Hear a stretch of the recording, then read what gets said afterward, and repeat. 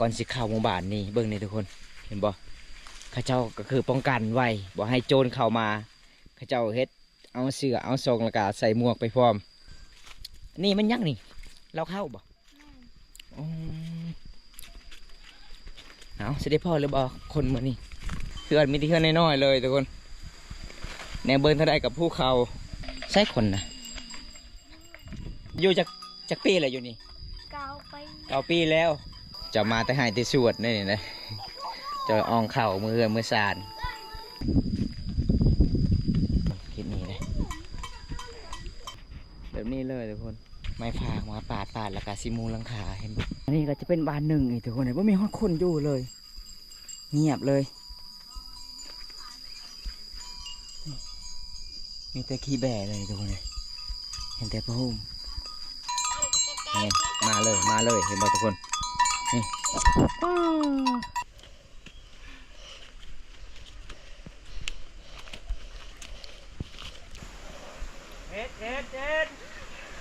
อันนี้น้องก็สิคนมือเหือนเด้อทุกคนเลยเบิ้งพี่น้องเป็นสันเป็นนอนเลยนี่ยินดีแม่เพื่อนว่าเฮ็ดให้อยู่นี่ประมาณ9 ปี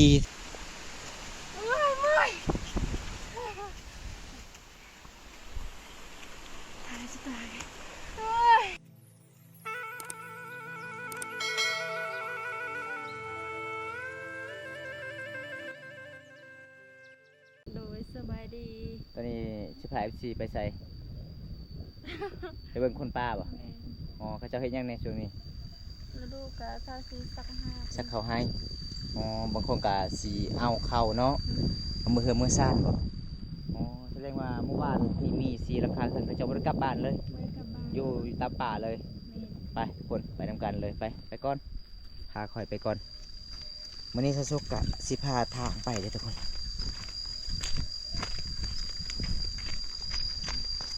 เส้นทางโคตรสัตว์เลยทุกคนไม่ยั้งจะอ่องอยู่ในท้องเจ้านะน้ำปะเจ้าก็เคยเฮ็ดบ่ให้อยู่นี่ปะแสดงว่าบางคนกะนอนอยู่นี่เลยโอ้ป้อนกันเลยเนาะเจ้าไม่ได้กลับบ้านเลยบ่สาวสุขเจ้านอนอยู่ป่านี่เป็นคนป่าเนาะผู้หลังคาเฮือนมาเลยทุกคนเห็นแล้วพี่น้องส่วนชาวบ้านเขาจะอยู่ในเมืองกับไปเห็นไฮอยู่นี่คือกันเพราะว่าอยู่นี่ไฮเขาไฮงามเนาะเบิ่งเส้นทางป้าพี่น้องเอ้ยเพื่อสิอ่องเข้าขึ้นนี่กับไม่เป็นเรื่องง่ายเด้อเจ้าก็สิเอาเข่าเจ้ามือเฮือดมาสุกอุบิเข้ากินเห็นไฮอยู่นี่กับปะอยู่นี่เลยเข่าไปทุกคนไปรับชมน้ำกันตามติดวิถีชีวิตเคสชนบทเบื้องเส้นทางเข้าไปนะเห็นบ่อันนี้คือบางข้าวหลามทุกคนข้าวหลาม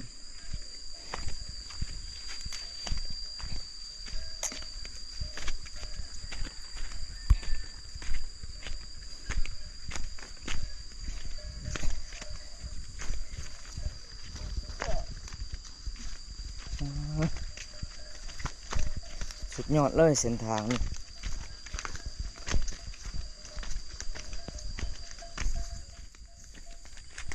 ขันดูฝนนี่ไปบ่ได้เนาะอยู่นี่เนาะรถลงบ่ได้บ่รถบ่ตะกี้รถบ่มันผักมันแนวเป็นผางเพหมดแล้ว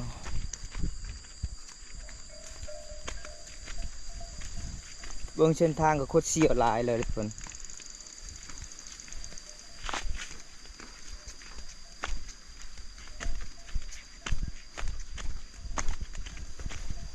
จักเป้จะไปเฮ็ดให้อยู่นี่ประมาณ7 ปีแต่เจ้ายังน้อยๆป่ะแสดงว่าเจ้าตะกี้ก็เป็นคนป่าอยู่ดีเหมือนกันแม่ถ้ากะ2 ปีนี่แหละโอ้2 ปีนี่แหละมาอยู่เมืองอดบ่ไหวเนาะอยากได้ผัวเนาะ อยู่ป่าบ่มีผัวได้บ่มีผู้บ่าวมาหาโอ้ไปเบิ่งทุกคนหมู่บ้านอยู่กับติดภูเขาเด้อติดต่อบ่ได้เลยหมู่บ้านนี้ไปก่อน ไปเสียหอดหมู่บ้านไม่เรื่องง่ายเลย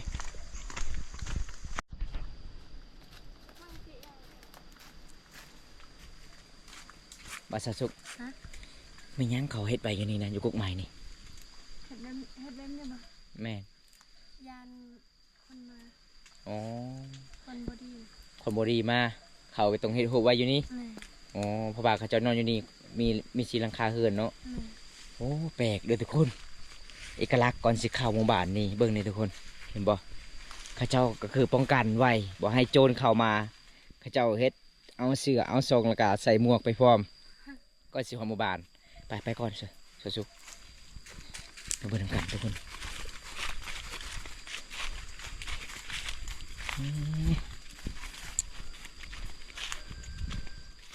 นี่มันยังนี่เราเข้าบ่ แม่ อ๋อเอาเสด็จพ่อหรือบ่คนเหมือนนี่ป้าอันนี้เราเข้าทุกคนหมู่บ้านประมาณสักนี้ละพี่น้องเลยหมู่บ้านในหุบเขาจะเว้าได้บ่ภาษาเขาบ่สักสุก บ่ได้ เว้าได้อยู่เนาะเพื่อนมีที่เพื่อนน้อยๆเลยทุกคนแนวเบิ้งเท่าใดกับภูเขามีแต่เราเขาเด้อ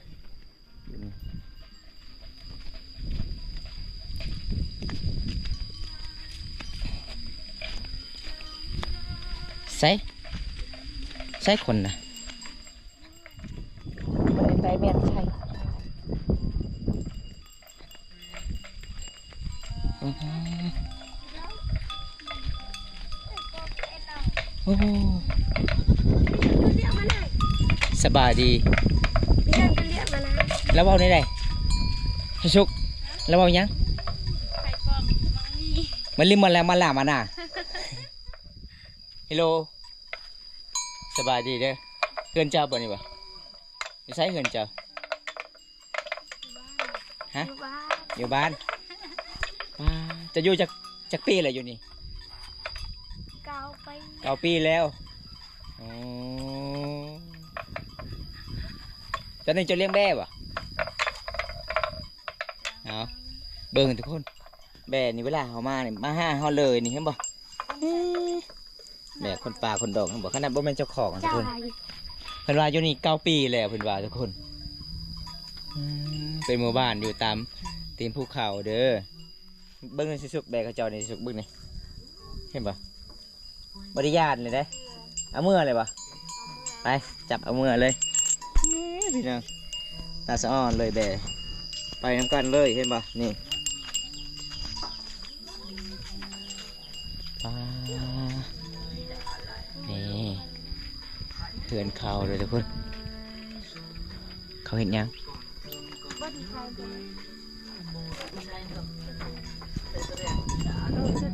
จะกุ้ย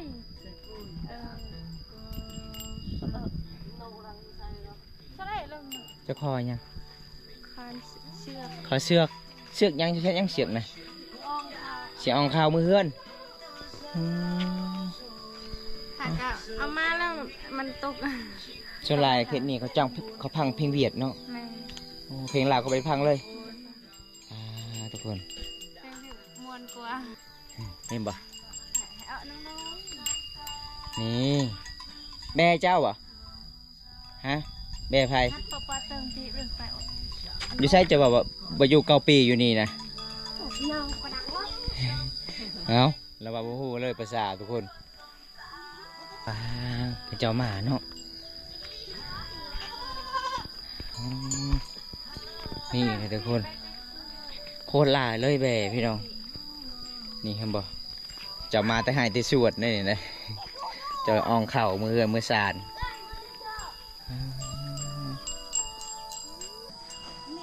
แบกคนหลายเลยทุกคน อย่าทำงานอะไร เอา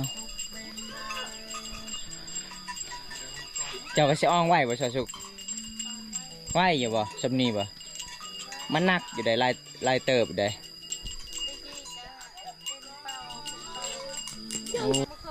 อ๋อ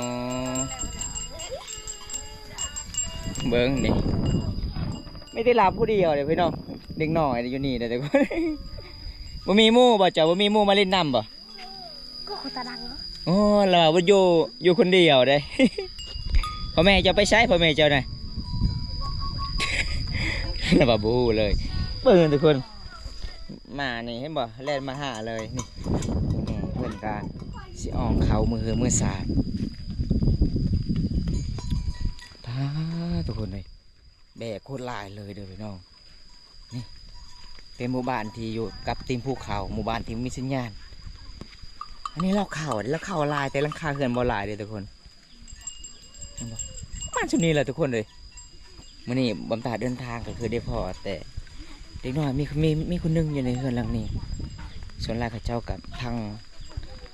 เฟซเวียดนามเลยทุกคนคลิปนี้เลย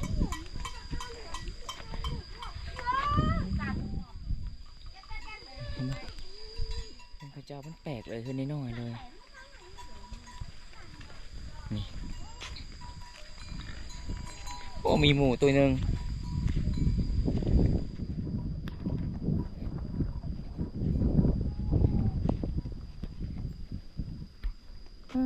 เพื่อนแบบนี้เลยทุกคนเดี๋ยวมันตาเขาสิพาทุกคนไปเลาะก่อนเลาะเบิ่งกระเจ้าก่อนทุกคนอยู่นี่กับบ่มีคนอีกอยู่เป็นบ้านห่างเลยทุกคนนี่กระเจ้าเอาไม้ฟางมาปาดแล้วก็ซิมูหลังคาเห็นบ่แบบนี้เลยทุกคนอันนี้คือขอไก่นี่3-4หลังคาเฮือนอันนี้ก็จะเป็นบ้านหนึ่งอีกทุกคนเลยว่ามีคนอยู่เลยเงียบเลยมีแต่ขี้แบ่เลยทุกคนเลยเห็นแต่พระหุ่มแต่ชาวบ้านกับบ่เห็นเลยพี่น้อง1หลังคา2-3-4หลังคาเฮือนเด้อพี่น้องเฮือนหลังนี้มีคนอยู่เฮือนหลังนี้มีคนอยู่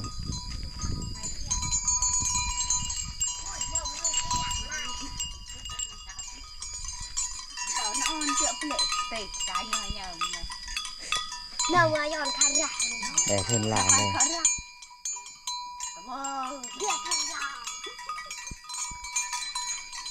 แบกเท่าลายเลยพี่น้องแบกเจ้าลายเนาะแบกเจ้าเนาะ9 ปีเจ้าอยู่นี่บ่โอ้คือว่า9 ปีพ่อแม่จะได้ไปใช้พ่อแม่เจ้านะฮะพ่อแม่เจ้าพ่อประไทยโอ้เพิ่นว่าพ่อเพิ่นกะออกให้ทุกคนจักโตแบกเจ้านี่จักโตบ่ฮู้เลยให้คอยตัวหนึ่งเด้อให้บ่ให้ค่ายบ่แบกนี่ฮะบ่ค่ายอีกโอ้เวลาเจ้าจะกินขนมเจ้าจะไปซื้ออยู่ไสบ่มีอาหารอยู่นี่นะอยู่ไสวีเจ้า เอาเป็นยังไงเพิ่นว่าบ่มีกินขนมเลยเบิ่งแบเพิ่นนี่ลายเลยเด้อทุกคนเห็นบ่ไอพ่อที่เฮือหลังนี่20 บาทเด้อพี่น้องโคตรตุ้ยเลยแบ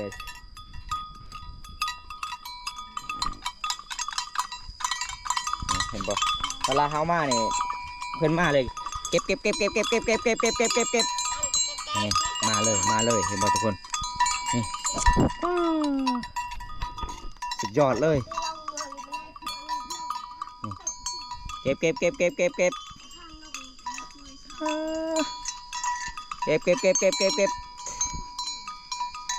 ทุกคนมาหาเลยง่ายๆเลย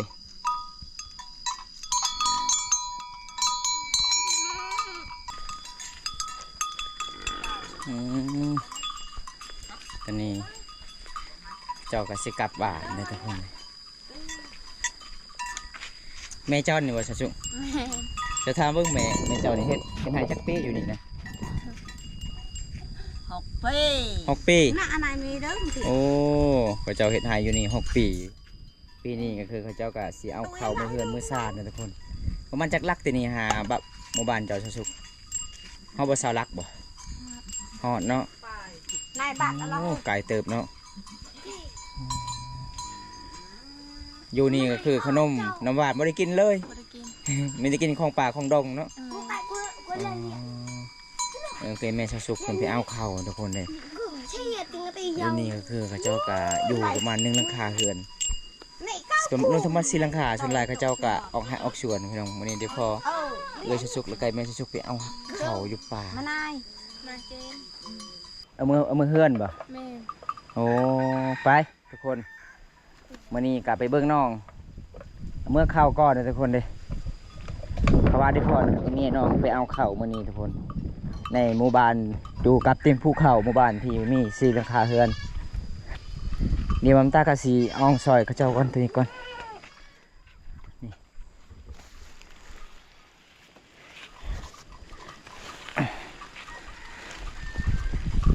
บึ๊บ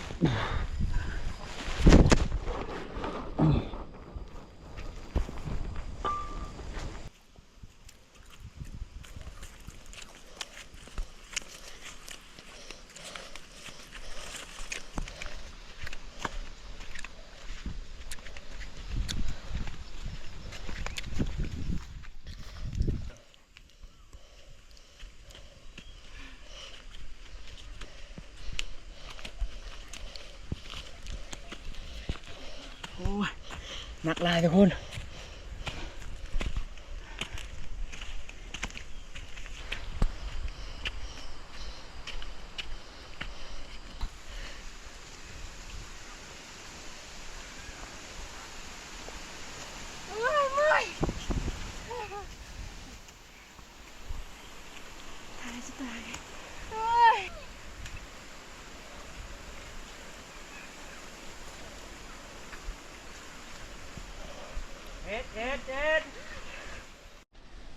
เป็นจะได้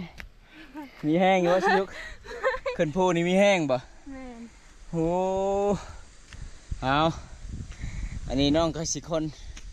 มือเหือนเด้อทุกคนเลยเบิ้งพี่น้องเป็นสันเป็นนอนเลยโอ้เป็นธรรมดาเลยนี่ยินดีแม่เพื่อนว่าเฮ็ดให้อยู่นี่ประมาณ9 ปี10 ปีทุกคนโอ้เส้นทางเบิ้งสุดยอดเลยเส้นทาง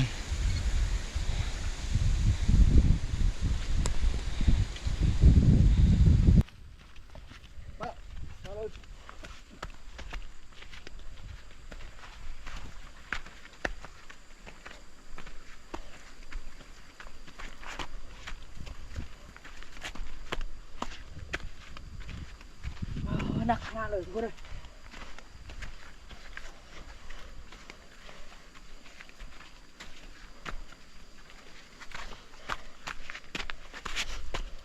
เ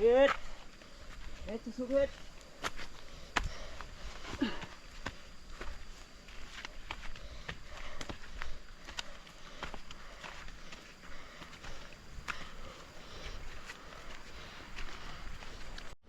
เป็นยังไงจะสุกเมื่อยป่ะ เมื่อย จังมองชิวหอดเฮือนเจ้า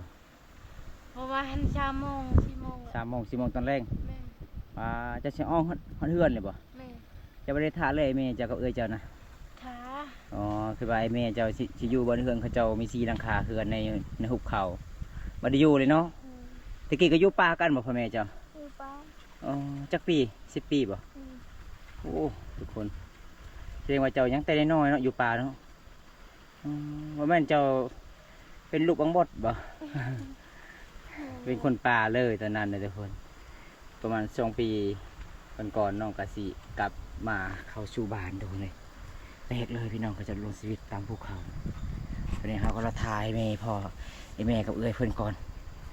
สิได้หรือบ่พี่น้องสิเขาสิขึ้นได้หรือบ่เขาก็สิอ้องเขาหมดเลย